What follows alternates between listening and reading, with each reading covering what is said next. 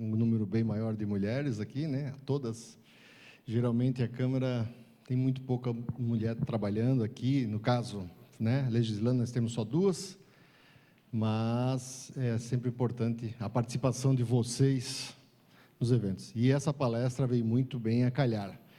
Por que ela veio muito bem a calhar? Porque nós estamos acompanhando a evolução dos tempos.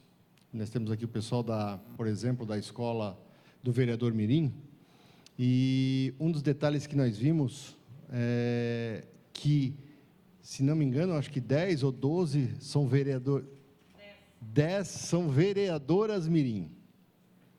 E só 5 homens.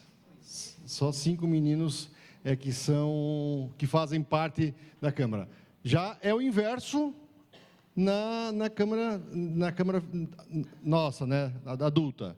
São 13 homens e 2 mulheres. Então, isso já significa uma evolução, né? Porque você já está começando nas bases, né, nessa nossa juventude, a mudar, a mulher começar a mostrar a sua performance, mostrar por que veio. Eu tenho a tranquilidade de falar e tenho muita honra de poder falar que o meu gabinete é formado praticamente por mulheres. A visão da mulher é diferente. O trabalho da mulher, a dedicação que ela coloca é diferente de nós, homens. Me perdoe os homens de plantão aqui, mas nós somos um pouco diferentes e um pouco muito em algumas questões, quando se trata, né, do trabalho, da família. O homem faz uma coisa de cada vez, né, e a mulher não, ela está fazendo 5, 6 coisas de cada vez. E essa palestra vindo aqui hoje pelo Dr. Nelson, ela traz realmente o que está acontecendo e o que vai acontecer. E nós somos responsáveis por isso, né? Nós, pais, maridos, né, somos responsáveis em entender e ver que a mulher está evoluindo muito rapidamente e está tomando a frente de várias situações e de extrema importância. Hoje, né, eu falo hoje, mas já existem muitos lares onde a mulher comanda, né? Hoje já não é mais tanta vergonha dizer que nós somos pau-mandado, né, em alguns casos, né? Mas a verdade é essa, né? Cada vez mais a gente vê o espaço que a mulher está ocupando e eu fico muito feliz de poder vir aqui, fazer essa abertura da palestra aqui. Fico feliz de tê-las aqui nessa tarde maravilhosa. Tenham um bom proveito e contem com essa Casa Legislativa no que diz respeito à nossa cidade. Nós temos aqui, já veio agora a vereadora Cristiane Loureiro, está aí conosco. E aproveitem ao máximo. E a Casa Legislativa de Blumenau está de portas abertas para receberem vocês quando quiserem. Muito obrigado.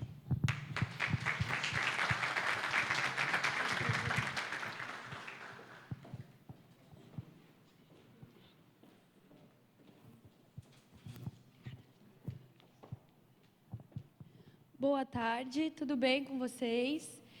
Primeiramente, eu quero agradecer a presença de todos vocês. Quero agradecer o presidente da Câmara dos Vereadores, Almir Vieira, por ter aceitado o convite de fazer a abertura da palestra. Quero agradecer também o nosso querido palestrante, Dr. Nelson, que aceitou o nosso convite também de estar vindo aqui e trazer muito conhecimento para a gente. O tema da palestra é um tema importantíssimo para todos nós, não só para mulheres, mas para homens também. Então, muito obrigada, Dr. Nelson, e uma boa palestra a todos.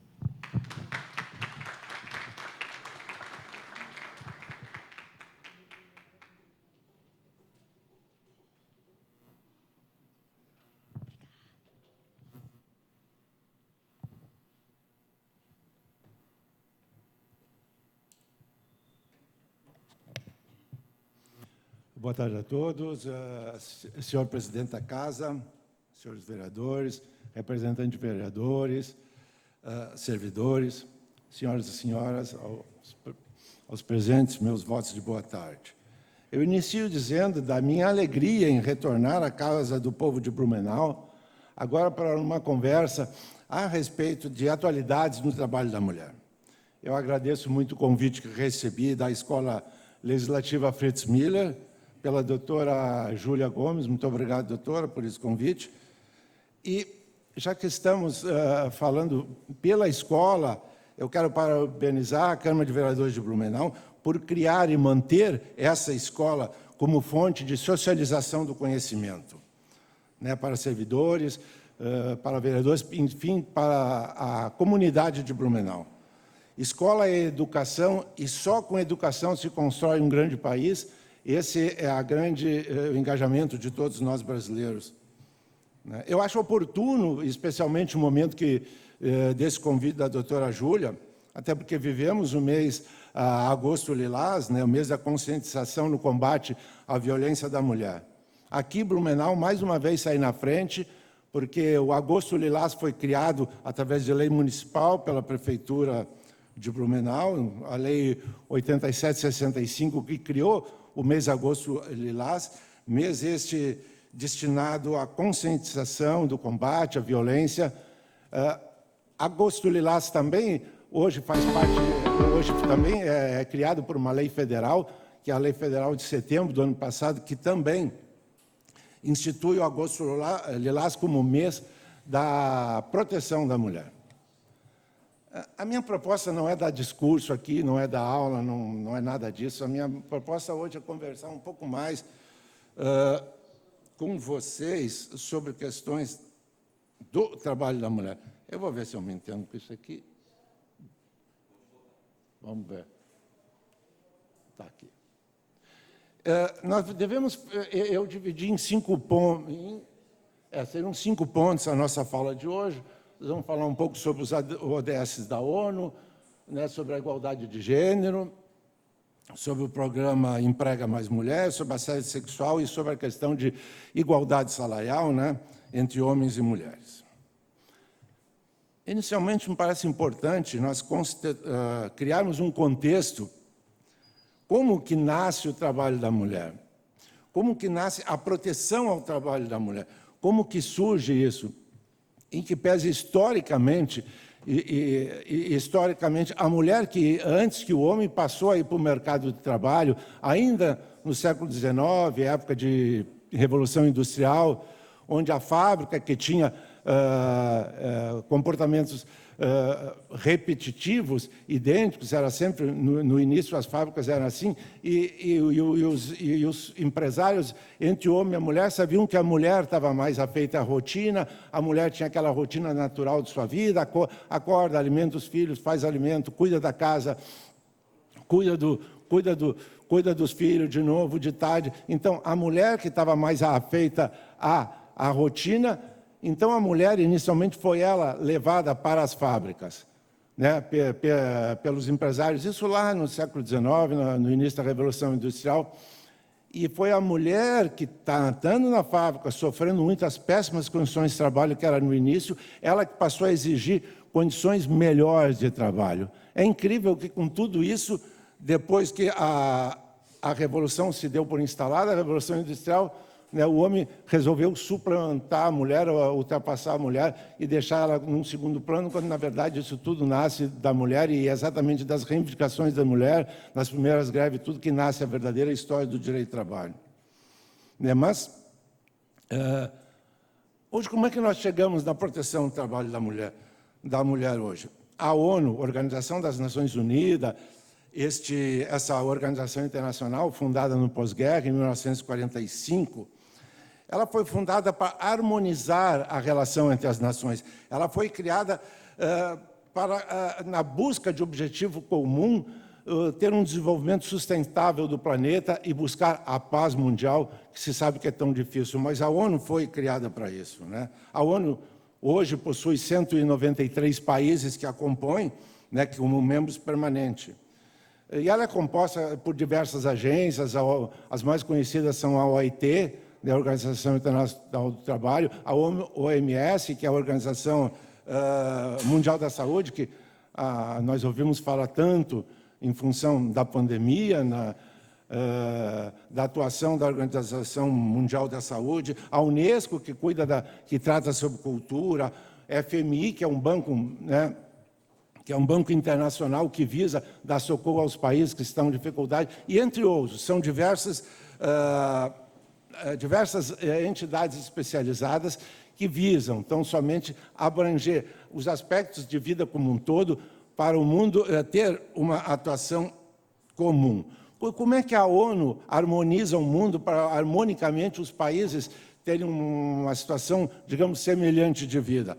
A ONU edita declarações, edita recomendações, a ONU faz convenções e faz pactos, porque ela busca criar uma diretriz para que os seus países membros adequem sua legislação interna à legislação internacional, para, então, que os países associados à ONU caminhem rumo a um desenvolvimento mais sustentável. Dentro desse papel da ONU, em 2013, nasceu a Agenda 2030. A Agenda 2030 foram metas globais que a ONU estabeleceu buscando um desenvolvimento sustentável do planeta, né? Para alcançar o desenvolvimento sustentável do planeta dentro desse pacto, a ONU criou os ODS. Criou 17 ODS, que são metas. São as 17 metas ousadas, essas metas, não tenha dúvida, interligadas entre si, né, com o foco de superar os principais desafios ao desenvolvimento enfrentado por pessoas, né?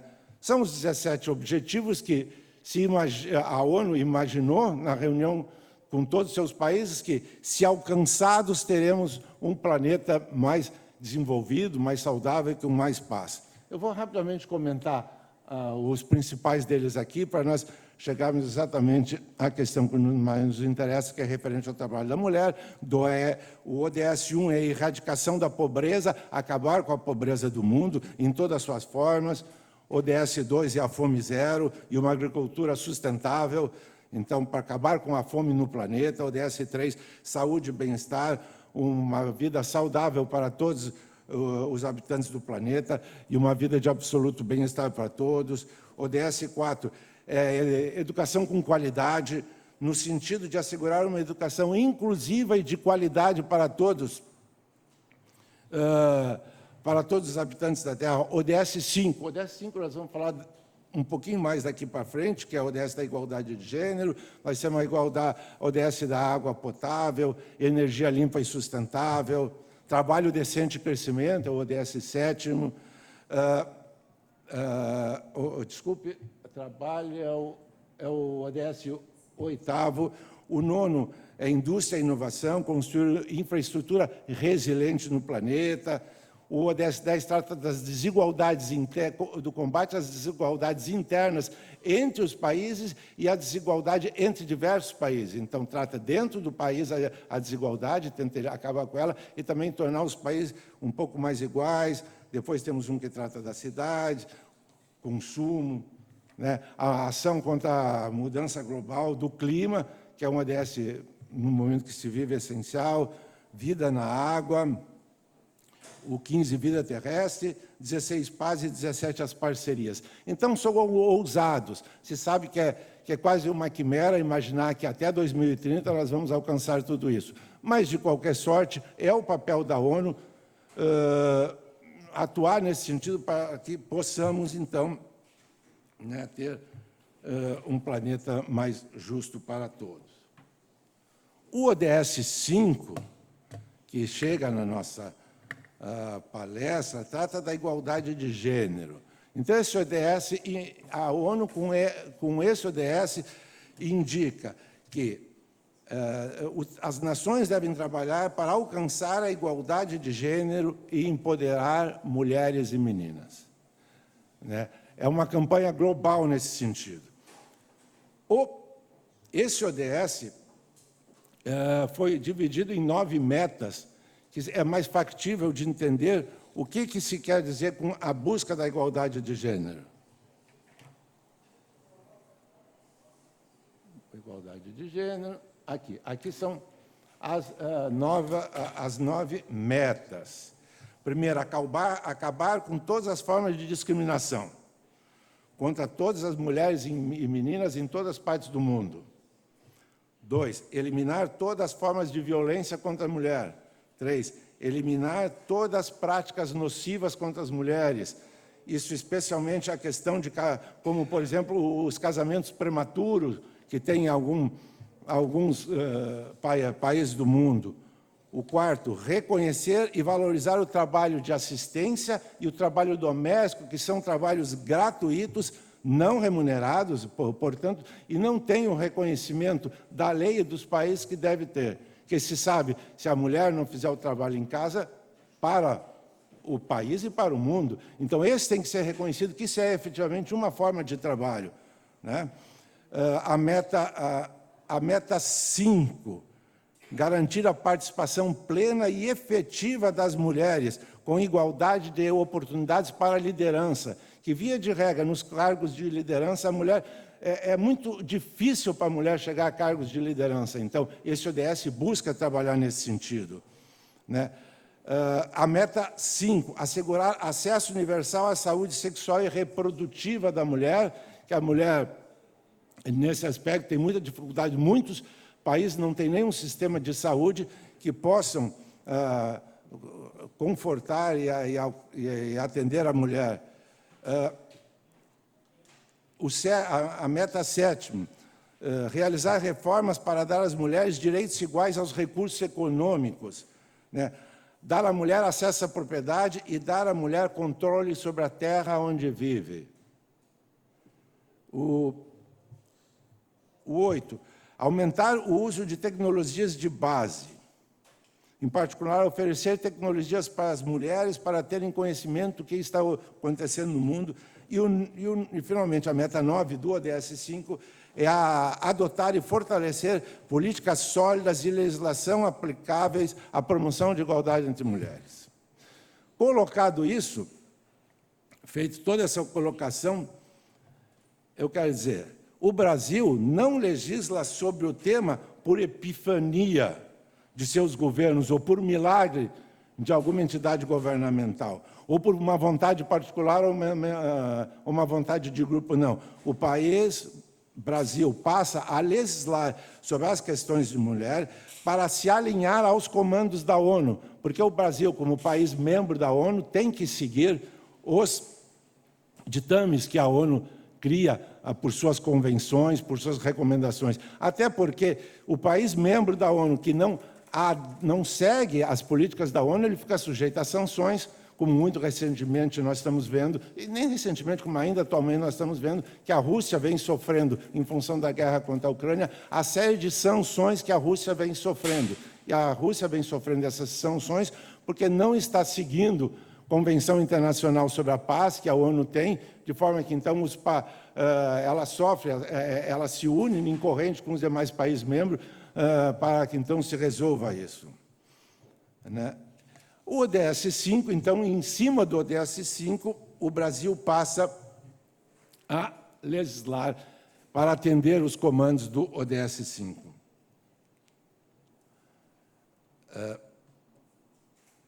A questão do trabalho da mulher,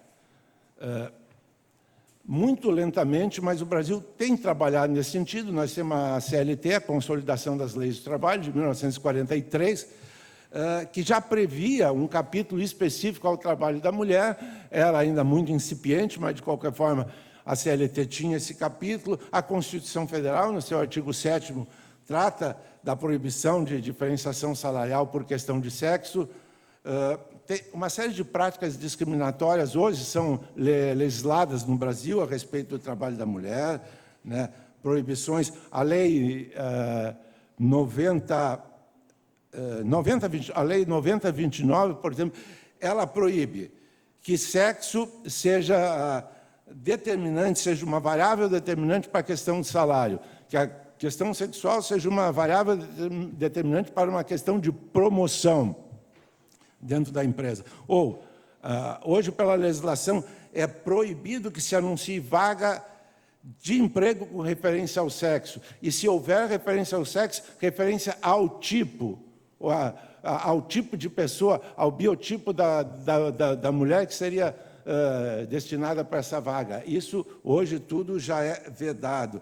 Também, a Lei 6029 proíbe a exigência de atestado de gravidez e esterilização para fins admissionais nas empresas, como para fins de permanência na relação de emprego. Então, a lei já tem algumas, alcança de alguma forma,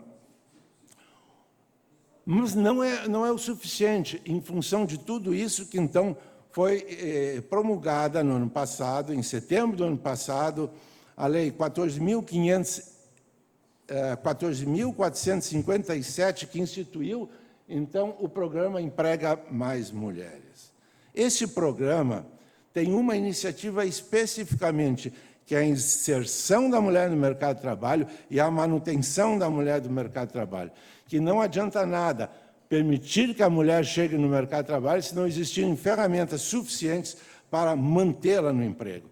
E como que, então, se faz esse trabalho, como que as empresas devem agir para a manutenção da mulher no mercado de trabalho? Então, é através de diversas medidas que a lei está trazendo, algumas obrigatórias, outras facultativas. O primeiro nós temos, dentro da lei, o artigo 1º trata do apoio à parentalidade na primeira infância. O que é isso? Hoje as empresas têm a faculdade do pagamento de reembolso creche. Ou seja, é um benefício destinado ao pagamento de creche ou pré-escola de livre escolha da empregada ou do empregado, bem como ressarcimento de despesas que a empregada ou o empregado pode, de outra modalidade de prestação de serviço. Então, a trabalhadora ou o trabalhador gasta auxílio creche e a empresa reembolsa. A empresa reembolsa aquele auxílio creche. Isso, a empresa vai apenas reembolsar, né, não vai sofrer desconto de natureza previdenciária, porque isso não é salário, é apenas um reembolso que a trabalhadora, que a mãe acaba recebendo. O que a empresa ganha com isso? A gente sabe que a empresa busca sempre vantagens, afinal, a finalidade da empresa é lucro. Então, a lei oferece vantagem para a empresa. A empresa que reembolsar as despesas de creche da mãe, a empresa vai ficar desobrigada à instalação de local apropriado para a guarda e assistência dos filhos dos empregados no período de amamentação. Porque as empresas são obrigadas, empresas com mais de 30 empregadas mulheres, com mais de 16 anos, são obrigadas a ter local apropriado para que a criança possa, né, ficar assistida no período de amamentação. Então, a empresa que fizer o reembolso do auxílio creche, a empresa está dispensada de ter esse local apropriado para isso. Né? Também a empresa poderá, nesse apoio à parentalidade da primeira infância, a empresa também poderá fazer a manutenção ou até subvenção de instituições de educação infantil do Sistema S, dos Serviços Sociais Autônomos, SESC, SENAC, SENAR. Então, a empresa paga algum valor para manter esse serviço social, esse serviço social dá prioridade para a vaga desta mãe. Então, na primeira infância, esta é o apoio que a lei está criando. Também, o apoio à parentalidade por meio de flexibilização do regime de trabalho.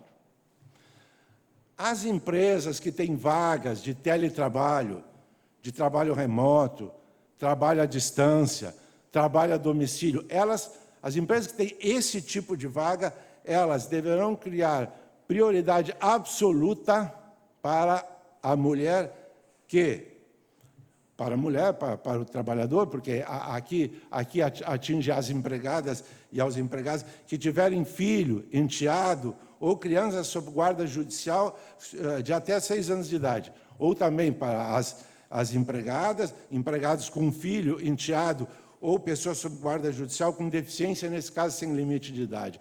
Então, a mulher que tiver o filho até essa idade de 6 anos de idade, quando houver alguma vaga, a vaga que for, que pode ser feita em casa, via web, teletrabalho, trabalho à distância, trabalho a domicílio, trabalho fora do estabelecimento, havendo essa vaga, primeiro deverá ser oferecido para a mulher. Então, somente depois, se não tiver mulher para preencher essa vaga, que vai alcançar, então, os demais empregados da empresa.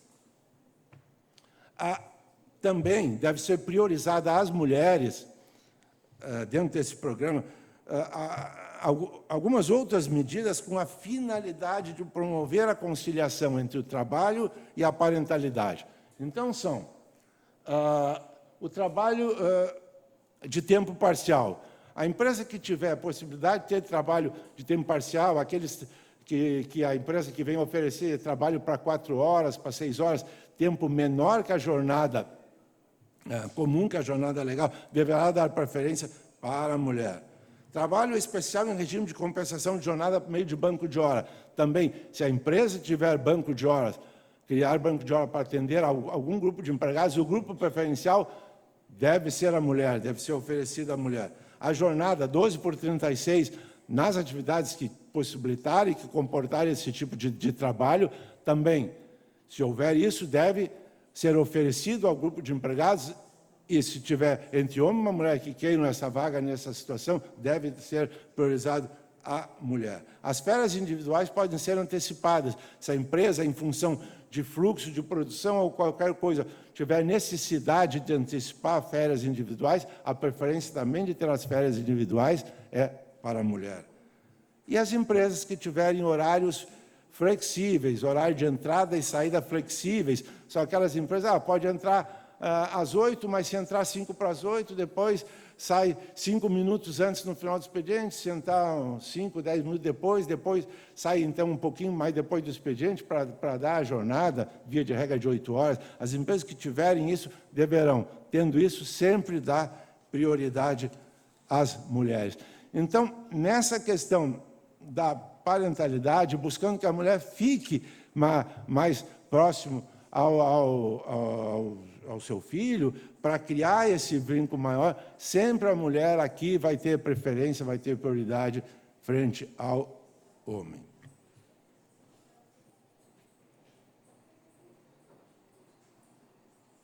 E aqui eu fiz alguma bobagem. Tá. Também, como medida da permanência da mulher no mercado de trabalho, teremos o estímulo à qualificação das mulheres em áreas estratégicas da empresa para a ascensão profissional. Aqui, as áreas que têm menor participação feminina e sejam estratégicas para a empresa vai estimular que as mulheres se qualifiquem através dos mais diversos cursos, para poder exercer essas funções, para atingir esses postos de trabalho. E como que é feito esse estímulo? A empresa possibilita a suspensão de contrato de trabalho, ou seja, o contrato de trabalho fica suspenso, é o chamado layoff, que é conhecido com esse nome nas empresas, mas em síntese é a suspensão do contrato de trabalho. Com essa finalidade de qualificação, o contrato de trabalho fica suspenso de um mínimo de 2 meses a um mínimo de 5 meses. Como o contrato de trabalho está suspenso, os efeitos dele estão suspensos, a mulher, naturalmente, não recebe salário. Entretanto, embora a empresa possa pagá-lo se quiser, mas se a empresa resolver não pagar porque o contrato de trabalho está suspenso, a empresa vai oferecer uma compensação à mulher que ela vai receber do FAT, que é o Fundo de Amparo ao Trabalhador, né? Então, o Fundo de Amparo ao Trabalhador vai remunerar a mulher pelo período que ela ficar fazendo um curso de qualificação, um curso de atualização, um curso de conhecimento, para que possa ter ascensão dentro do quadro de empregados da empresa. Também, os serviços de aprendizagem, os Serviços Nacionais de Aprendizagem, SENAC, SENAI, e das outras categorias que tem, esse serviço, as vagas de cursos que esses serviços nacionais de aprendizado criarem devem ser priorizados às mulheres, em especial as mulheres hipossuficientes e as mulheres vítimas de violência doméstica. Então, um SENAI que dá um curso, aquele número de vagas, as mulheres terão preferência no preenchimento daquele número de vagas. E a empresa, para essa preferência das mulheres, poderá, então, colaborar, subvencionar essas empresas. Ainda nós temos, dentro do programa, o apoio ao retorno do trabalho das mulheres após o término da licença maternidade. Aqui, passada a licença maternidade, a mulher pode requerer ao seu empregador que suspenda o contrato de trabalho. A mulher não está pedindo demissão nem nada, ela só está suspendendo por um tempo. Naturalmente, com a suspensão, a mulher não ganha salário, mas o contrato fica suspenso por um tempo. Para o quê?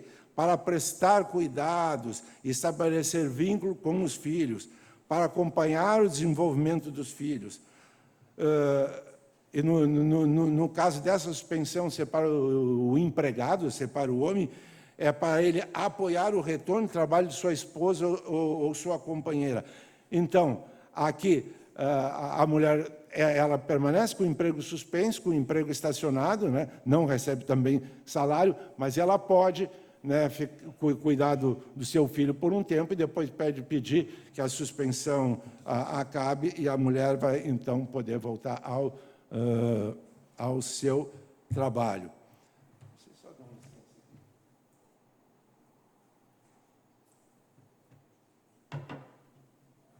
Também, como medida para a permanência da mulher junto à empresa, tem a possibilidade de flexibilização do usufruto da prorrogação da licença maternidade. Isso é para empresas que participam do programa Empresa Cidadã, que é um programa da Receita Federal. Ou seja, a empresa que faz parte desse programa, ela vai permitir que seja elastecida a licença maternidade. Dos 120 dias, pode elastecer mais 60 dias. Então, a mulher poderá ter 180 dias de licença maternidade. E o pai poderá elastecer dos 5 dias para mais 15 dias, ou seja, poderá ter até 20 dias de licença paternidade, exatamente para criar esse vínculo porque a chegada da criança, a chegada do filho, não podemos negar, muda completamente a vida das pessoas, especialmente dos pais, né? O vô, a avó, o tio, o vizinho vão lá, olham, que bonito, tal, mas é o pai, a mãe que ficam horas acordados, cuidando, tratando do recém-nascido. Então, a lei hoje permite esse aumento desse período de licença maternidade, desde que a empresa faça parte do Programa Cidadão, que é um programa absolutamente simples. É um programa absolutamente simples, compromissos que a empresa faz com a Receita Federal. Também, e aqui a vereadora vai gostar disso que eu vou falar, vereadora. Hoje a lei reconhece as boas práticas na promoção da empregabilidade das mulheres por meio da instituição do selo Emprega Mulheres. Este selo visa promover a cultura de igualdade entre mulheres e homens. É a empresa que cumprir, por exemplo, essas questões todas que eu coloquei até agora, e que tratar exatamente de forma igual e que alcançar esses benefícios da lei à mulher, a empresa poderá receber um selo, selo Emprega Mulheres. Eu vou dar um spoiler, eu sei que a vereadora está trabalhando nesse sentido para fazer isso em Blumenau. Mas, a nível nacional, terá esse selo. Então, a mulher vai procurar uma vaga de emprego, vai procurar um emprego, ela vê, aquela empresa tem um selo. Então, claro que a mulher vai optar por uma empresa que tem esse selo, porque esse selo é um compromisso da empresa com essas prioridades que a lei dá para o trabalho da mulher. E, finalmente, a lei, esse programa Emprega Mais Mulheres, trata da prevenção e combate do assédio sexual e outras formas de violência. Aqui nós chegamos num ponto bem complexo. Para discorrer sobre essa questão de combate ao assédio, eu vou começar apresentando alguns dados sobre assédio. E eu vou conceituar o que a lei entende por assédio. Opa! O que eu fiz aqui? Tá bom. Vou botar isso até longe aqui. 23% dos trabalhadores já sofreram, por dados da ONU e do Instituto de Pesquisa Gallup, 23% já sofreram algum tipo de assédio sexual no trabalho. Ou seja, de cada 10 trabalhadores, 2,5 trabalhadores já sofreram algum tipo e algum nível de assédio.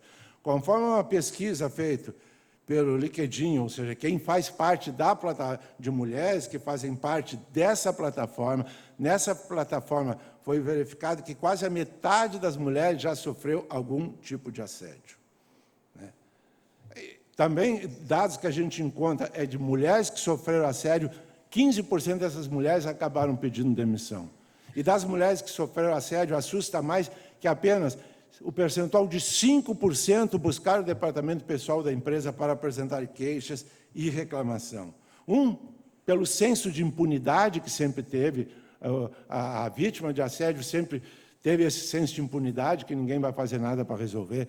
Também tem a questão das fracas políticas internas das empresas para combater assédio.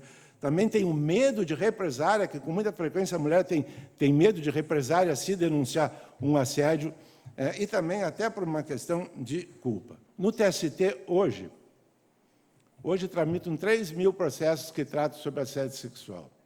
E do ano passado para esse ano, de janeiro do ano passado,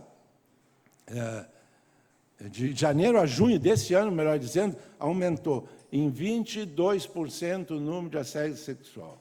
Se tem muita dúvida se o assédio está crescendo ou se, em função da legislação, a mulher está denunciando mais o assédio. Isso é coisa que nós só vamos ver daqui um pouco mais, quando a lei ficar melhor implementada, quando os comandos da lei, as empresas forem obedecer os comandos da lei, porque nós vamos tratar agora algumas medidas que as empresas, desde fevereiro, devem ter implementado, deste ano, e muitas empresas o fizeram, mas também tem um universo de empresas que ainda não fizeram. Nesse momento surge a questão, o que é assédio, afinal? A OIT, que nós falamos, a ONU, que nós falamos, que criou aqueles ODS, das entidades da ONU é a OIT, e a OIT criou a Convenção 190, que a ONU trata como assédio conjunto de comportamentos e práticas inaceitáveis, de ocorrência única ou repetitiva, que visem, causam, ou seja, suscetíveis de causar dano físico, psicológico ou sexual ou econômico à mulher. Mas talvez não seja suficientemente ainda claro. Aliás, essa Convenção 190, que está dizendo que assédio pela OIT, é de 2019. O Brasil ainda não é signatário, ainda não é norma interna, o Brasil ainda não assinou. Em que pé está tramitando no Congresso Nacional em Brasília, para o Brasil promulgar, para o Brasil ratificar, para o Brasil dizer, sim, eu aceito essa legislação da ONU e vou trazer para o mercado, para o direito interno, porque sempre que um país a reconhecer, ratificar uma convenção da ONU, ele se obriga a mudar sua legislação interna para, então, se adequar a esse regulamento da ONU. Mas assédio, o que é assédio? Assédio, é todo comportamento de natureza sexual, é assédio sexual. Então, todo comportamento de natureza sexual indesejado e inoportuno, realizado de qualquer forma, realizado de qualquer modo, repetitivo por qualquer pessoa de qualquer sexo, do mesmo sexo ou de sexo diverso, no local de trabalho ou relacionado com o contrato de trabalho, que torne o ambiente de trabalho hostil, que torne o ambiente de trabalho nocivo, que torne o ambiente de trabalho humilhante para a vítima. É essa agressão que fere a liberdade sexual da vítima. Então, o comportamento, sobretudo, tem que ser indesejado. Por quê? Se houver um ato que poderia ser tido como assédio e a vítima aceita, isso pode ser um galanteio, isso pode ser um namoro, pode ser alguma coisa assim. Mas o comportamento não pode ser aceito, ele tem que ser indesejado, e ele tem que ser inoportuno. Se é o comportamento de cunho sexual indesejado, não aceito, nós temos caso de assédio. Todas as vezes que eu converso sobre assédio, a pergunta é a mesma: o que é exatamente? Eu vou trazer alguns exemplos, mas são alguns exemplos, pode ter muitas outras situações. Situações mais comuns de assédio. Contato físico não desejado, toques inoportunos, beliscões, palmadas, afagos, roçamento de corpo, assédio. Insinuações de caráter sexual, assédio. Gestos ou palavras de duplo sentido, assédio. Conversas indesejadas sobre sexo, piadas sobre sexo, comentários, brincadeiras sobre sexo.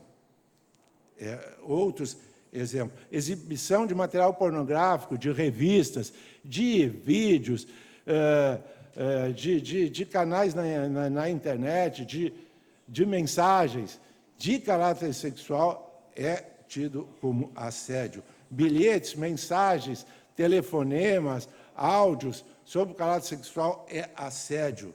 Convites impertinentes, assédio. Solicitação de favor sexual, assédio. Então, vocês veem que há uma gama de comportamentos que aqui se enquadram, se esse comportamento não for acolhido pela outra parte, for indesejado. Aqui eu lamento, o canal Globo News tem uma propaganda sobre assédio, lamentavelmente, apresenta formas de assédio. Uma das formas que trata aqui, assédio sexual, forçar relação sexual. Não precisa ter relação sexual. Relação sexual nem se discute que é assédio.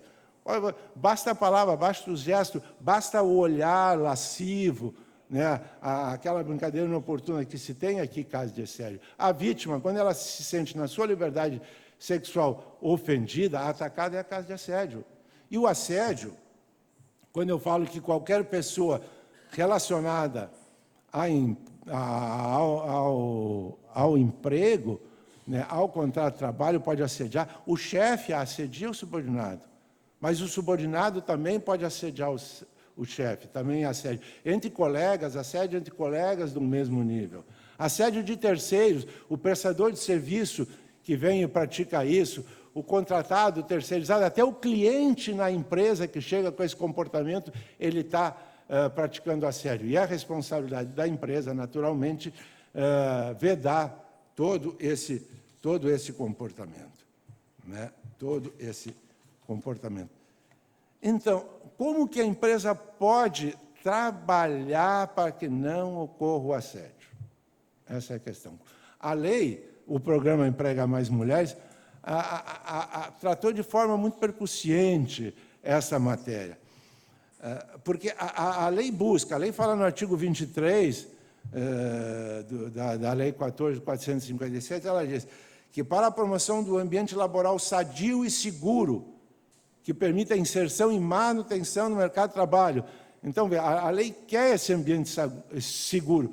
Então, as empresas que têm CIPA, né? CIPA como Comissão Interna de Prevenção de Acidentes e de Assédio, são empresas que têm mais de 20 empregados. Então, as empresas que têm CIPA deverão, e isso é obrigatório, sob pena de uma infração administrativa, e a empresa está sujeita a multas que nós vamos ver agora. A empresa deverá adotar algumas medidas obrigatórias entre todas outras medidas.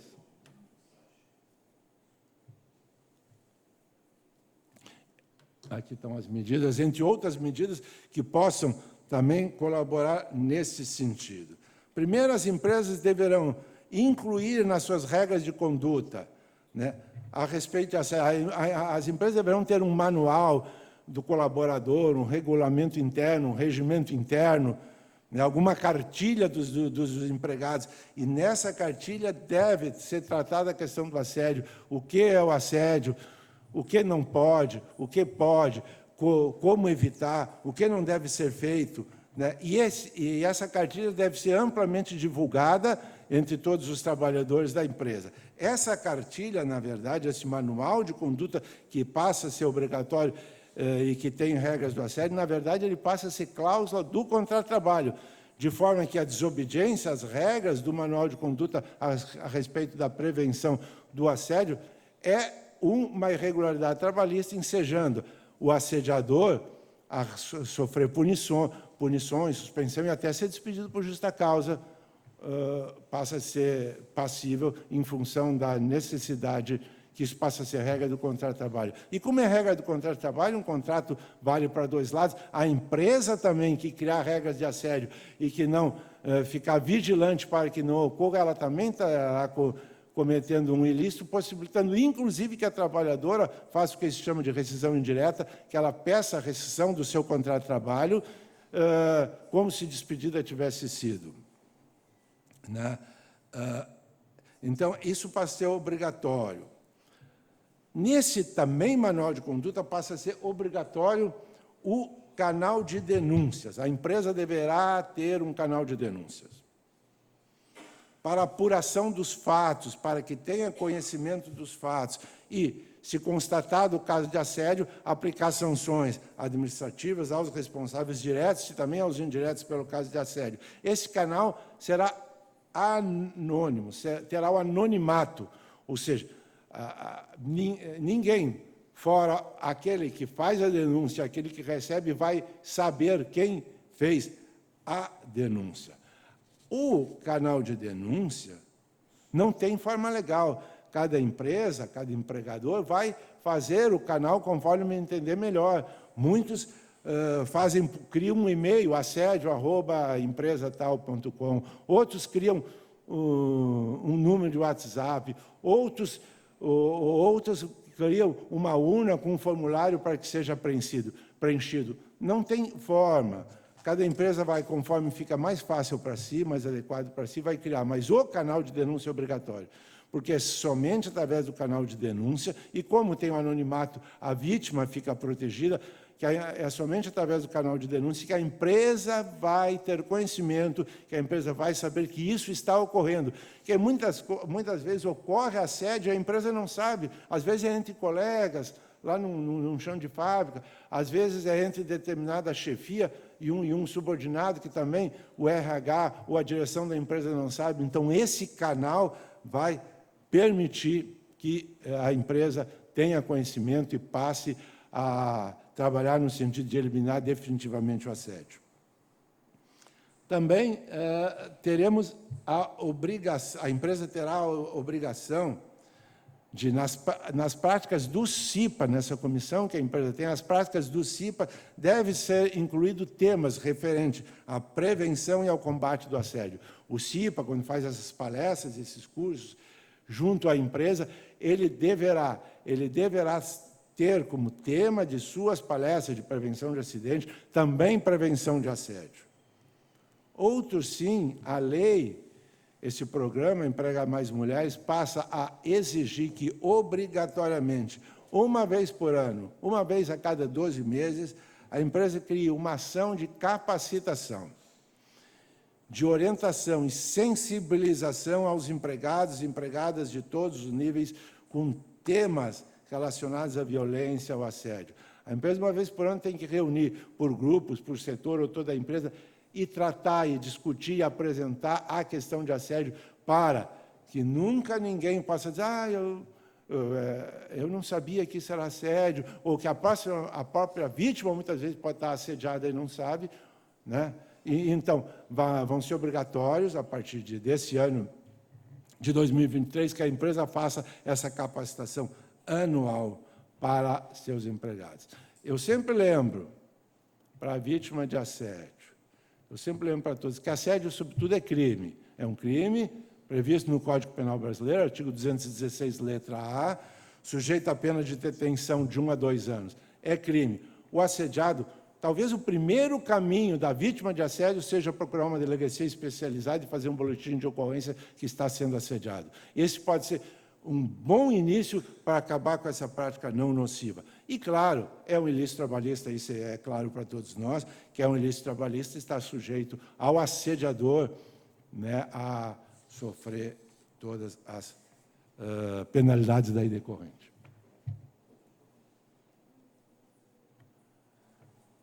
A administração pública não ficou fora da campanha de prevenção e eliminação do assédio. De abril, muito nova a lei, abril desse ano, nós temos a Lei 14.540, que institui o Programa de Prevenção e Enfrentamento do Assédio Sexual e demais crimes contra a dignidade sexual e a violência sexual na administração pública, direta e indireta, federal, estadual e municipal. Ou seja, a qualquer nível da administração pública deverá ter esse programa de prevenção. O objetivo do programa está bem claro na lei, eu não vou discorrer sobre toda a lei, mas é prevenir e enfrentar a prática de assédio e demais crimes contra a dignidade humana. Ou seja, os diversos entes da administração pública estão obrigados a ter isso, né? E também, tal qual na esfera privada, a administração pública deverá ter canal acessíveis para denúncia. A administração pública deve ter canais de denúncia, os canais anti-assédio.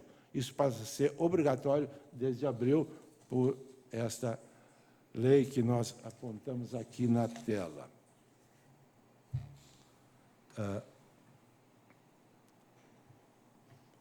Vamos ainda na questão da não discriminação.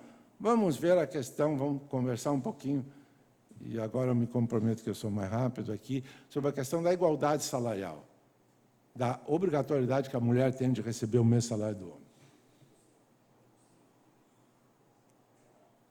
Aqui eu não sei o que deu. Opa, já fui obrigado, está aqui.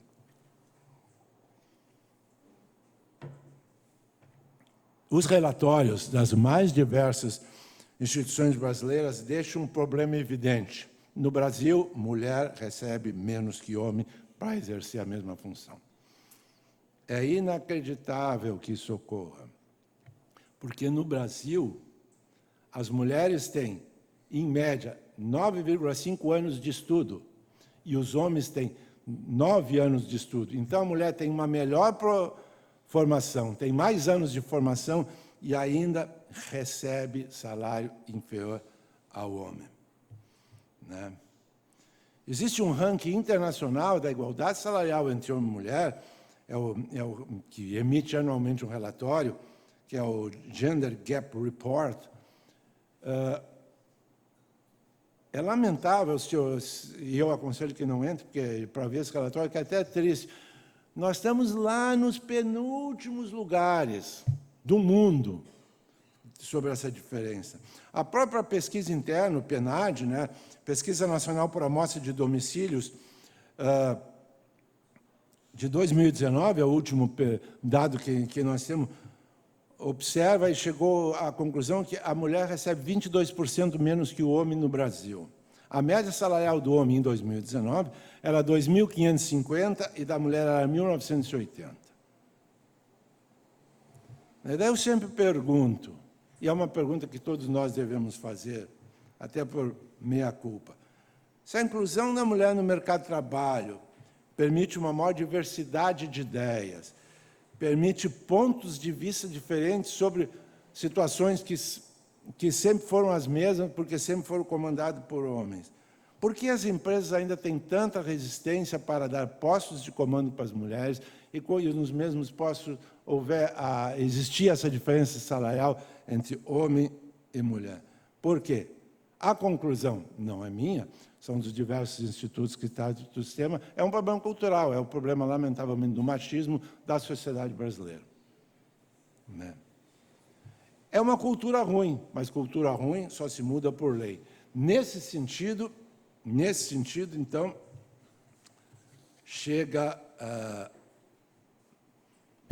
chegamos à lei que está tratando desse assunto.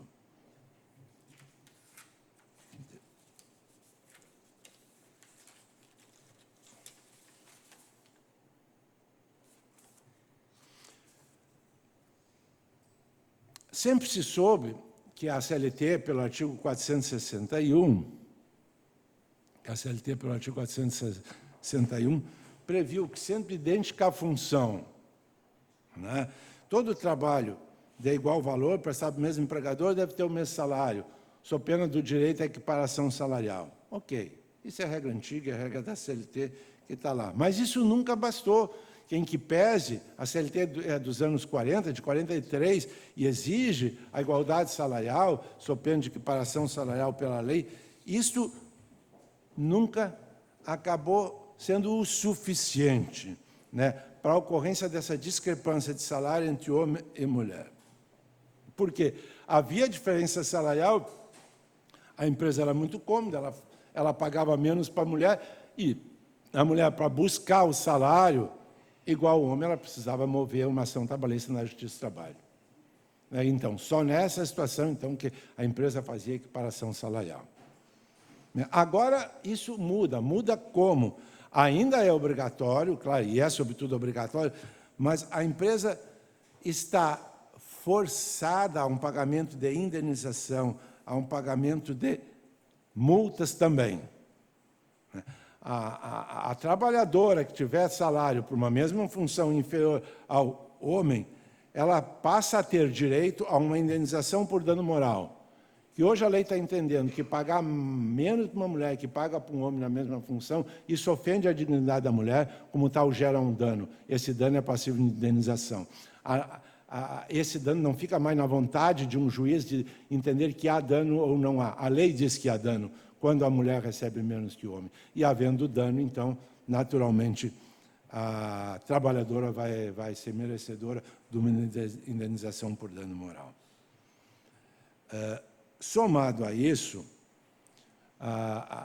temos ainda a questão, a lei também muda, uma multa da CLT, uma multa administrativa do artigo 510 da CLT, que dizia que dava um salário mínimo de multa em caso de uma infração administrativa como essa. Hoje, quando houver essa discrepância salarial entre homem e mulher, vai ser devida a multa de 10 vezes o salário que seria devido para o empregador discriminado. Ou seja, se a mulher recebe menos que o homem, a empresa vai pagar por cada mulher que recebe menos que o homem 10 vezes o salário que ela deveria estar recebendo a título de multa. Isso vai para os cofres do país, na verdade, vai para o FAT, né, que é o Fundo de Amparo ao Trabalhador, que é aquele fundo que eu falei para vocês, que depois vai alcançar benefício para a mulher, no caso que ela queira suspender o contrato de trabalho por uma questão de qualificação. Também, a empresa se torna obrigada a implementar programas de diversidade e inclusão para os seus gestores, para as suas chefias, para as suas lideranças a respeito disso.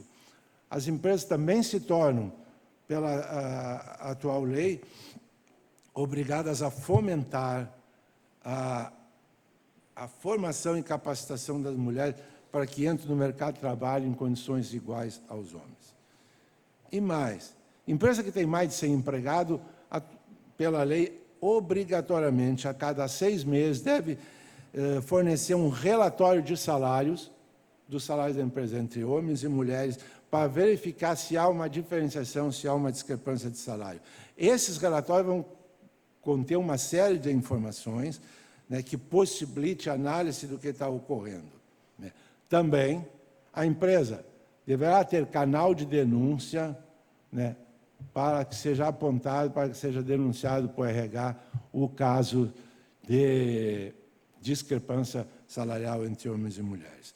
Se for verificado através desse relatório que há uma diferença salarial entre homens e mulheres, a empresa deve implementar um plano de metas, um plano de ação, com participação do sindicato e com participação de um representante dos trabalhadores, para acabar com isso. Essa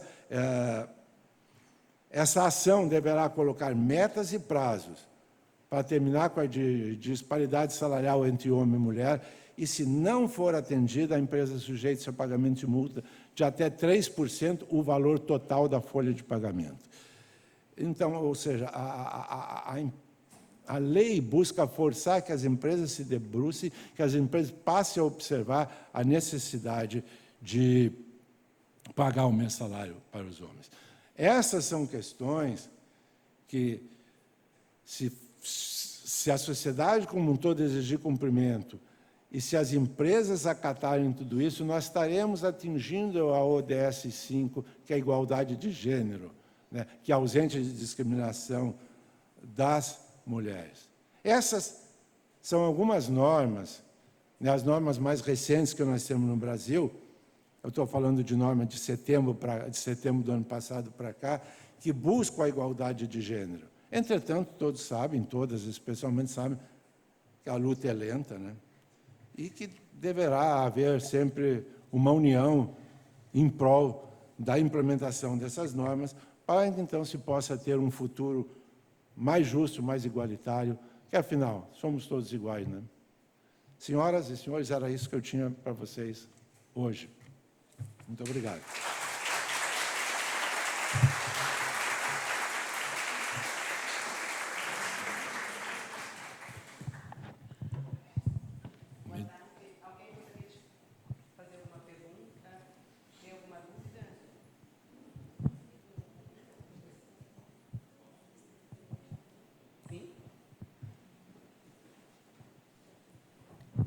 Boa tarde, professor. Olá, Na parte final da palestra, o senhor comentou sobre a equiparação salarial entre homens e mulheres, né? Entre homens, a própria CLT já trata, né? E até apresenta alguns critérios que devem ser respeitados para que exista essa equiparação. Para as mulheres, daí, quais seriam esses critérios que a empresa tem que observar?